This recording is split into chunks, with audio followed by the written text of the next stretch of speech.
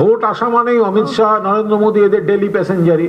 তো ওনারা আসবেন, যাবেন, ঘন ঘন আসবেন, ঘন ঘন যাবেন, ভোট হয়ে যাবে, রেজাল্ট বেরোবে, তারপর আর আসবেন না।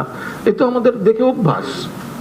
এর বাংলায় ওনাদের যাতায়াতের কোনো প্রভাব, কোনো বাংলা রাজনীতি, উন্নয়ন, মানুষের সঙ্গে তাদের সম্পর্কও নেই, প্রভাবও নেই। আমার মনে হয় ওনার পরবর্তী নির্বাচনে রাষ্ট্রসংঘে মহাসচিবের পদে লড়া উচিত। ওনার এই যে ক্রমশ একটা আমি উন্নতি দেখতে পাচ্ছি হুমায়ুন কবিরের, যে ছোটখাটো কেন ভাবছেন, রাষ্ট্রসংঘে মহাসচিবের পদে গিয়ে লড়ুন, একটা আন্তর্জাতিক প্রচার টোচার পাবেন। ওই তো 31টা লোক নিয়ে মোটর বাইকে গেছেন, তার মধ্যে 14টা পুলিশ। যে বিজেপি বলেছিল এক ধাক্কা অর দো, বাবরি মসজিদ তোড় দো, বাবরি ভেঙেছিল, তিনি আজকে বাবরির প্রতি শ্রদ্ধা দেখাতে যাচ্ছেন, মানুষকে বিভ্রান্ত করছেন। তো বোঝাই যাচ্ছে সব বিজেপির সব খেলা।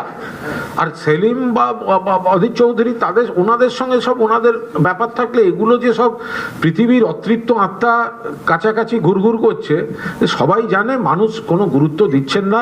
বিজেপিকে হারাতে গেলে প্রত্যেকটা ভোট মমতা ব্যানার্জির প্রার্থীদের। না না, ওই ভ্যালেন্টাইন্স উইক চলছিল তো, সেই সময়টা মোহাম্মদ সেলিমের মধ্যে এর মন জানতে চাই, ওর বাড়ি যেতে চাই, কিরকম একটা উস্কুসানি কাজ করেছে। তার মানে এই নয় যে সেগুলো সমস্ত ম্যাচিওর করবে। তো এখন হুমায়ুন কবিরের কাছে উনি গেছিলেন, হোটেলে টোটেলে সব গেছিলেন। এখন হুমায়ুন আবার যদি বলে থাকেন জোট করবেন না, সে তো প্রেমে প্রত্যাখ্যান।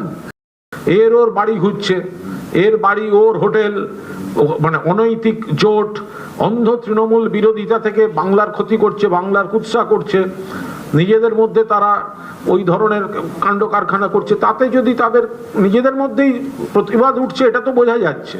তারা নিজেরাই একমত হতে পারছে না, সেটা তো বোঝা যাচ্ছে। বাকি প্রতিকুর বাবু বা কেউ তারা কি বলছেন তাদের ব্যাপার। সীমান্তটা ওটা তো অমিত শাহের, বিএসএফ এর দায়িত্বে, হোম মিনিস্ট্রির দায়িত্বে। সীমান্ত সংক্রান্ত কোনো কথা বলতে হলে হোম মিনিস্ট্রিকে বলুন, অমিত শাহকে বলুন।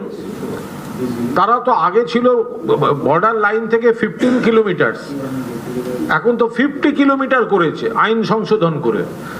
তো তাহলে শুভেন্দু অধিকারী আর বিজেপি নেতারা বড় বড় কথা বলছেন কেন? যাতে কোনো বাইরের লোক না ঢুকতে পারে, সে দায়িত্ব তো তাদের।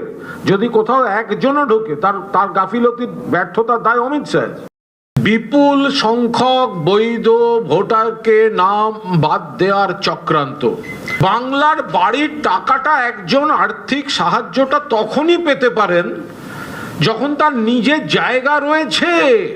হিয়ারিং এর ডেট শেষ, হিয়ারিং প্রসেস শেষ, মানুষ যার যার তথ্য বৈধভাবে আছে, সুপ্রিম কোর্ট অনুমোদিত, সেগুলো আপলোড করে দিয়েছেন। আপনারা সব দরজা জানলা বন্ধ করে পেছনের দরজা দিয়ে ডাকাতি করার মতো খিড়কির দরজা দিয়ে ঢোকার চেষ্টা করেছেন, ব্যাকডোর দিয়ে ঢোকার চেষ্টা করেছেন। যতক্ষণে ডেট ওভার হয়ে গেছে, আপনি তারপর বলছেন এই ডকুমেন্ট চলবে না। এটা অনৈতিক, এটা অবৈধ, এটা বিজেপির দলদাস এজেন্ট। এই মুখ্য নির্বাচন কমিশন বিজেপির স্বার্থে তার সাঙ্গপাঙ্গদের ব্যবহার করে এই কাজটা করছে।